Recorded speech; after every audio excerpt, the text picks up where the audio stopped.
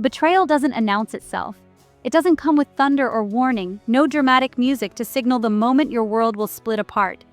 It's a whisper in the dark, a chill that creeps beneath your skin when you least expect it. It slips in quietly, through the cracks you never noticed, poisoning the trust you gave so freely. It's the slow rot beneath the surface, the silent unraveling of everything you thought was solid. When it strikes, you have a choice. Let it break you or use the pieces to build something new. I chose to remember. I chose to build. Even as my hands bled from gathering the fragments, I refused to let go of the memory of what once was. My name is Sarah, and this is the story of how I was broken and how I learned to burn. I used to believe in love, friendship, and the fortress of family. I believed in the warmth of laughter echoing through the halls, in the comfort of arms that promised never to let go. My world was a snow globe, perfect, glittering, safe. I thought nothing could touch me inside that glass, that the storms outside would always be kept at bay. I had Mark, my fiancé, whose smile felt like sunshine. He was the promise of forever, the anchor in my storm. I trusted him with every secret, every hope, every piece of my heart. Jessica, my best friend, my chosen sister. She was the one who knew my soul, who could read my silences and finish my sentences. We built dreams together, whispered secrets under blankets, promised to never let the world change us, and a family I thought would always stand by me. I believed in the unbreakable bond of blood, in the safety of shared history. I was wrong. The day my world shattered was quiet, a text left unanswered, a lie flickering in familiar eyes. There was no explosion, no screaming, just a slow, suffocating silence that pressed in from all sides. The life I lived was an illusion, and I was the only one who didn't know the script. I was the last to see the cracks, the last to realize I was standing on a stage built on lies. The people I loved most squeezed my heart until it was unrecognizable. Their words, once sweet, became poison. Their touch, once comfort, became a brand I couldn't wash away. They thought they'd destroyed me. They thought I would stay broken, that I would fade into the shadows they left behind. But in the wreckage, a new fire began to burn. Cold, precise, unstoppable. It was not the wild blaze of anger, but the steady, relentless heat of purpose. They took my past and tried to steal my future, but they left me with my mind. And in the quiet, my mind became my weapon. In the silence of heartbreak, my mind began to plot. Every sleepless night became a thread in the tapestry of my revenge. Every tear watered the seeds of my resolve. I started to build a new kind of fortress, one they'd never see coming. Brick by brick, I rebuilt myself, stronger and sharper than before. This is not a story of defeat. This is the story of a woman who refused to be erased, who found power in her pain. It's the story of what happens when you have nothing left to lose. When the world thinks you're finished, but you're just getting started, and how you rise from the ruins. How you gather the ashes of your old life and use them to draw the blueprint for your revenge. This is the beginning. Before the fall, my life with Mark was a beautiful cliché, envied, effortless, full of quiet promises. We were the couple people pointed to at parties, the ones who finished each other's sentences and laughed at inside jokes no one else understood.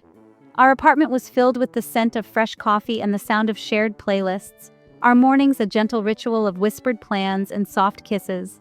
I thought I knew what forever looked like. Jessica was my other half, the keeper of my secrets, my chosen family. We'd been inseparable since college, our friendship forged in late-night confessions and shared heartbreaks. She knew every corner of my heart, every hope and fear I dared to speak aloud. Her laughter was my comfort, her advice my compass. Their love defined me, Mark's steady devotion, Jessica's unwavering loyalty. I felt safe, cherished, seen.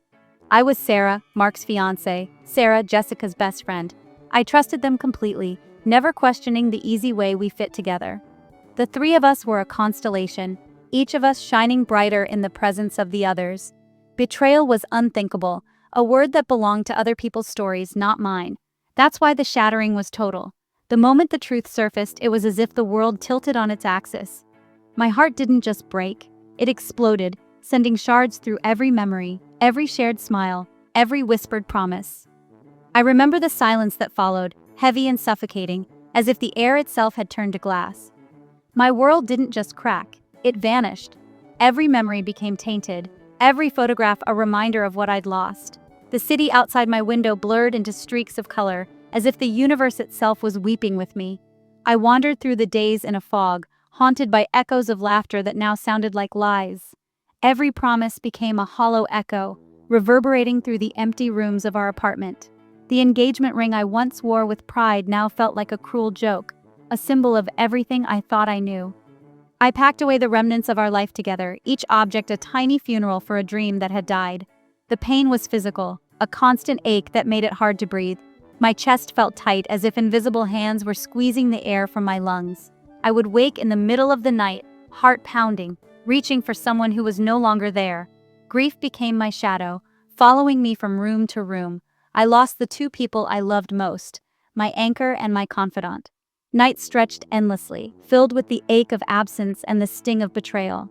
I replayed every conversation, every touch, searching for signs I'd missed.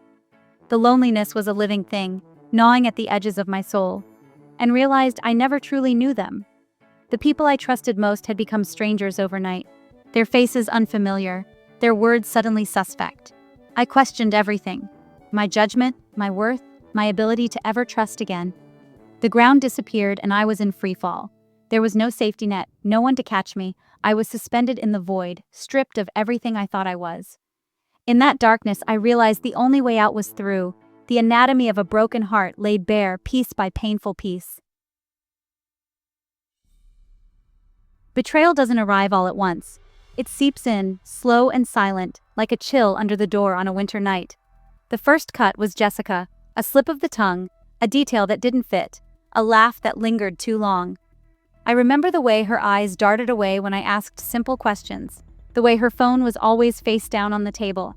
I wanted to believe it was nothing, but the feeling gnawed at me, refusing to be ignored.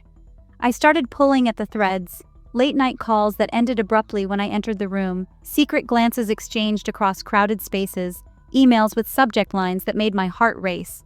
There were hotel receipts tucked into her purse, glowing phone screens in the darkness, and a growing distance I couldn't bridge. Each discovery was a pinprick, a warning that the world I trusted was unraveling. My best friend and my fiancé, two people I loved most, were planning a future that didn't include me. I watched from the sidelines as they built secret moments, their laughter echoing in rooms I used to call my own. The pain was sharp, but the confusion was worse. How could love turn so quickly into something so cold? When I finally confronted Mark, I expected denial, maybe even regret. Instead, he was annoyed, irritated that I'd disrupted his plans. His words were cold, each one a blade. "You're the problem," he said, as if my pain was an inconvenience, as if my heartbreak was a burden he no longer wished to carry. He took the ring back without hesitation, his decision final and public. He chose her, right in front of me, as if I was nothing more than a chapter he was eager to close. The weight of the ring in my palm felt like a verdict, guilty of loving too much, of trusting too deeply. I turned to my family, desperate for comfort, for someone to tell me I wasn't losing my mind. But the final cut came from them. Instead of open arms, I found closed doors and whispered excuses. My pain was inconvenient, my heartbreak and embarrassment. My mother told me I was too emotional, that I needed to control myself. Her words stung more than she could ever know. I wanted her to hold me, to say it would be okay. Instead, she offered only judgment, her love conditional and cold. My father, always practical, worried about the wedding costs. He spoke of money, of wasted deposits and social embarrassment, never once asking how I was holding up. His concern was for appearances, not for the daughter whose world had just collapsed. They urged forgiveness, told me to move on, to let it go for the sake of peace. They valued appearances over my pain, their comfort over my truth. I felt myself shrinking, my voice drowned out by their need for normalcy. In that moment, standing in the rain, I realized I was truly alone. The city felt colder, the world sharper, every familiar place now tinged with betrayal. My tears mixed with the rain, invisible to everyone but me. The three pillars of my life, my best friend, my fiancé, my family, crumbled at once. The foundation I'd built my world on was gone, leaving only ruins and echoes. I was left to pick up the pieces, my hands bleeding from the effort. The world became hostile, filled with familiar faces that now felt like strangers. Every smile was a mask, every conversation a reminder of what I'd lost. I moved through the city like a ghost, unseen and unwanted. There was no one left to catch me. I reached out, desperate for comfort, but found only emptiness. The silence was deafening, the loneliness a weight I could barely carry. No one to fight for me, no one to stand by my side. I stared at my reflection, searching for the girl I used to be. All I saw was someone broken, but somewhere deep inside, a spark remained. I stood in the ruins, isolated and invisible. The life I'd known was gone, replaced by silence and shadows. But in that emptiness, I found a strange kind of freedom, a blank slate, a chance to rebuild. Sometimes being alone is the first step to becoming unbreakable. In the quiet, I heard my own voice again, soft at first, then stronger. I realized I didn't need anyone's permission to heal, to fight, to rise. I was about to find out just how strong I could be. The world had tried to break me, but I was still standing. And this time I would fight for myself, no matter what it took. For weeks I was a ghost, lost in grief, hiding from the world. My apartment became a cocoon of silence, the only sounds the hum of the fridge and the distant patter of rain against the window. I drifted through the days, barely eating, barely sleeping, haunted by memories that replayed in my mind like a broken record. Each night I'd find myself in front of the bathroom mirror, searching for the person I used to be. My eyes, once bright, now rimmed red and hollow, stared back at me. But one sleepless night, as the city outside drowned in rain, I saw not defeat but a flicker of anger. Not the hot anger of shouting, but a cold, focused rage, a decision. Tears wouldn't fix this. I realized then that my pain could be fuel, that my heartbreak could be the spark that reignited my spirit. I had spent too long hiding, shrinking into the shadows, hoping the world would forget my name. But hiding wouldn't erase the betrayal. It wouldn't silence the whispers or mend the wounds carved into my trust. They wrote me as the victim. My name splashed across headlines, my story twisted and retold by strangers who never knew me. In the office, I felt the sting of gossip, the weight of pitying glances that burned more than any insult. I refused to play that part. I was not a footnote in someone else's story, not a cautionary tale whispered behind closed doors. I was more than their labels, more than their pity. My justice would be precise, built on truth. I started gathering every scrap of evidence, every message, every memory. I wrote it all down, piecing together the puzzle of my own redemption. One morning, as dawn crept through the curtains, I got out of bed, washed away the grief, and sat at my laptop. My fingers hovered over the keys, trembling at first, then steadying as I began to write my own narrative. The tears were gone, replaced by resolve. I felt the weight of my sorrow lift, replaced by a clarity I hadn't known in months. I was no longer defined by what had been done to me, but by what I would do next. I was no longer a victim. I was a force, reborn from the ashes of my own pain. Every step I took was a step away from the past, and toward the justice I deserved. I was the architect of my own reckoning. I mapped out every detail, every lie, every truth waiting to be revealed. My plan was meticulous, my resolve unbreakable, and I was ready to expose every lie. No more hiding, no more silence. I would rise, not as their victim, but as my own avenger, reborn, relentless, and unafraid. My plan was patient, methodical, a masterpiece of control. Every night, as the world outside faded into darkness, I sat alone at my desk, the only light a single lamp casting long, determined shadows across my notes. I wasn't just plotting revenge. I was constructing a blueprint for truth, brick by careful brick.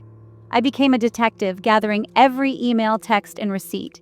I traced late-night messages, unexplained withdrawals, and the subtle patterns that had once seemed innocent. Each discovery was a jolt, a reminder of how deeply the deception ran. I cataloged everything, my heart pounding with a mix of dread and resolve. Mark wasn't just a cheater. He was a thief, funneling money to fund his secret life. I watched him, the man I once trusted, become a stranger before my eyes. The evidence was undeniable. He had built his world on lies, and I was about to dismantle it piece by piece. Every piece of evidence was a brick in my revenge. I felt the weight of each secret, each betrayal, and I channeled it into purpose. First, Jessica. She had played her part with a smile, never suspecting I was watching, learning, waiting. I built a website, the whole story, posting her own words, her duplicity laid bare. Every message, every lie, every carefully crafted manipulation was there for the world to see. I didn't embellish or exaggerate. I let her actions speak for themselves. I sent the link to everyone we knew. The truth went viral. Within minutes, the silence that had protected her shattered. Friends, colleagues, even distant acquaintances. No one could ignore what she had done. The mask she wore for so long finally slipped. I compiled proof of Mark's financial and ethical violations and sent it to his company's leadership. I imagined the moment the envelope landed on their desk, the ripple of shock as they read the truth. His carefully constructed image, husband, provider, professional, began to unravel. His career, built on lies, began to crumble. The whispers in the hallway, the cold stares from former allies. He was exposed, vulnerable, and utterly alone. I felt no joy in his downfall, only a quiet sense of justice. For my family, there was no public spectacle. I didn't want revenge, I wanted closure. The people who should have stood by me chose silence, and in that silence, I found my answer. I packed my things, moved away, and wrote a final letter. Every word was a release, a letting go of the hope that they would ever understand. I needed to say goodbye, not just to them, but to the person I had been. I told them the truth. When I needed them most, they chose convenience over compassion. I let them go. It hurt, but in that pain, I found freedom. I was no longer defined by their choices. My justice was not about rage. It was about reclaiming my power. I didn't destroy them. I simply refused to let their actions define me any longer. I stood in the rain, letting it wash away the last traces of bitterness. I simply revealed who they really were. The truth was their undoing, not my vengeance.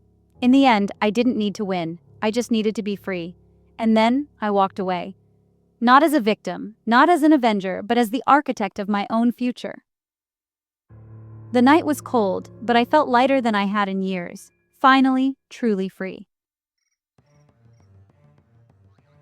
The fallout was swift and merciless. Jessica's reputation, once untouchable, collapsed in a matter of days. Her name became a cautionary tale whispered in break rooms and splashed across news feeds. Mark's career unraveled just as quickly, his carefully constructed image dissolving under the weight of truth. I watched the chaos unfold, not from the center, but from the periphery, my phone lighting up with updates, my heart strangely calm. I stood apart, a silent observer to the storm I had set in motion. There was no gloating, no sense of triumph. Instead, I felt a quiet sense of rightness, as if the universe had finally realigned itself. The satisfaction was not in their downfall, but in the restoration of balance. The real climax was not the spectacle of their undoing, but the quiet revolution within myself. I felt the old wounds closing, the scars knitting together into something stronger.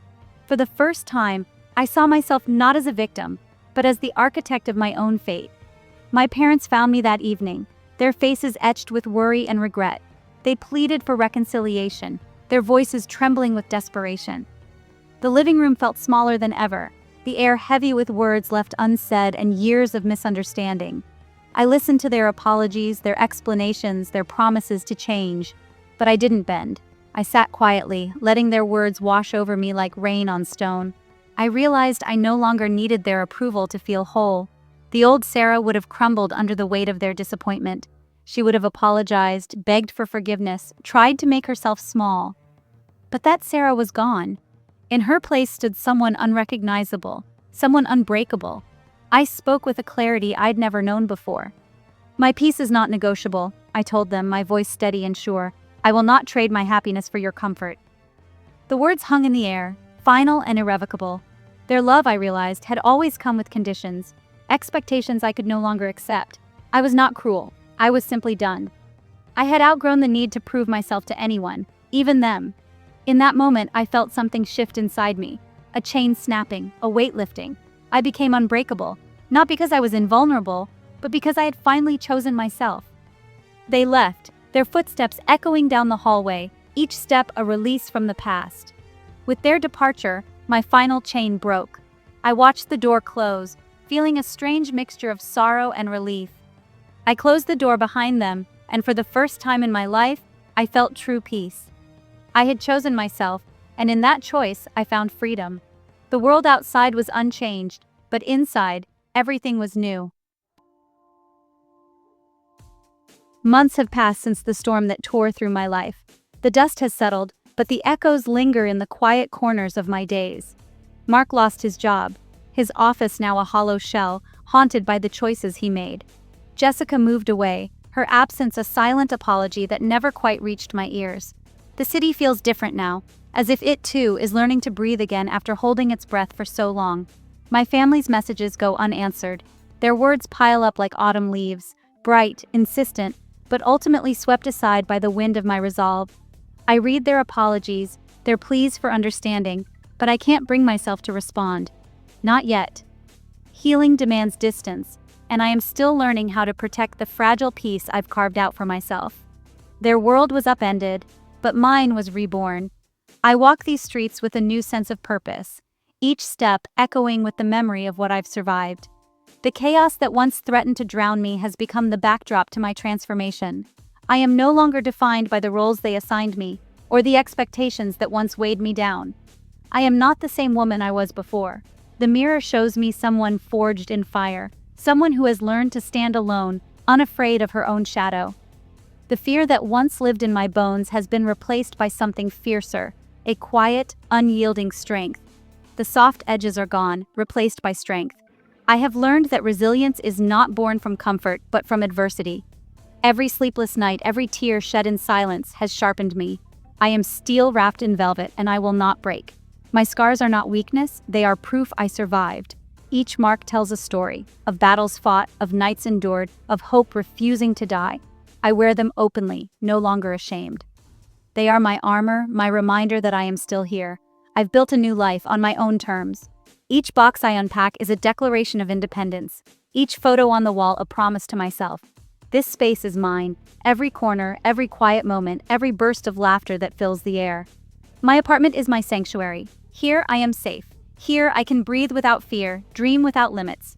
The world outside may still be uncertain, but within these walls I have found peace.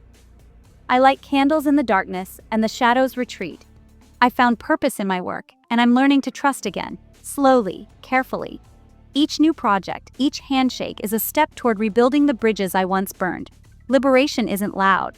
It's the steady rhythm of progress, the quiet confidence that grows with every small victory. It's a quiet hum of self-possession. I have learned to savor the silence, to find joy in the simple act of being present. My happiness is no longer dependent on anyone else. It is something I cultivate moment by moment. My revenge was never about pain. It was about reclaiming control. I let go of the anger that threatened to consume me, choosing instead to focus on what I could build from the ashes. True power is not in destruction, but in creation. I held up a mirror, forced them to see themselves, and walked away whole. I refused to carry their shame any longer. In leaving, I found the freedom they could never give me. My story is not a blueprint for revenge, but a testament to resilience. I write these words for anyone who has ever felt trapped, for anyone who has ever doubted their own strength. You are not alone. Your scars are not the end of your story, they are the beginning. Justice can be as simple as walking away and choosing your own peace. Sometimes the bravest thing you can do is let go of anger, of fear, of the need for validation from those who never truly saw you. In the quiet dawn, I choose myself. The greatest comeback is rebuilding yourself, stronger, wiser, and free. I am not defined by what I lost, but by what I have found within myself. This is my liberation. This is my victory. And as the sun rises on a new day, I know, finally deeply, that I am whole.